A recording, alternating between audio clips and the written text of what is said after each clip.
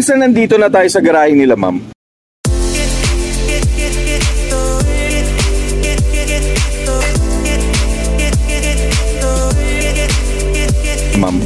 meron nabanggit si ma'am na mga kotse nila na for sale?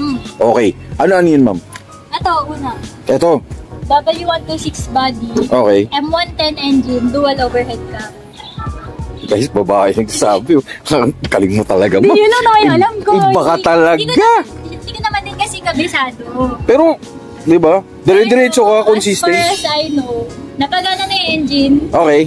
So, mula siya sa hindi umaandar, napagana na yung engine. Actually, nagamit na, nalipat na hanggang dito. Okay. Kasi nasa loob din to dun before.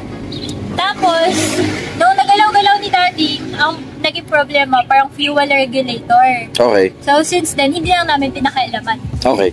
Pero kung makikita, unat din yung body niya kasi maganda yung ano pa niyan, maganda yung labas pa. Oo, ito yung maganda hindi siya yung katulad na ibang mga lumang kotse na bugbog na. Oh guys, ito maganda tong, ang maganda pa yung body kasi parang, well, unat na unat pa.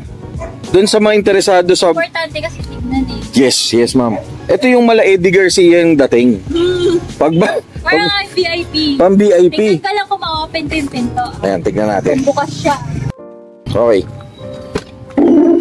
Ayan guys, ito yung interior na... Nabagak ng dating may-ari, pero color blue interior. Blue interior? Oo nga, no? Okay. Seats, carpet, okay. Dito sa dashboard, slidings, tapos alam mo hanggang dito. Yan, pati pillar? Yes. Okay. Color blue, hanggang dito siya. Hanggang yung roof? Talaga interior, yes. Okay. Very good po. At saka may sunroof to guys Hindi ko lang sure, feeling ko hindi na gumagana. Well, doon sa makakabili, kayo na magpagana nito. Pero this is a beautiful car. I mean, back in the 80s, ito yung one of the most luxurious. Yeah. And of course, Benz is a German car. So, dun sa mga gustong magkaroon ng Benz, this is an automatic.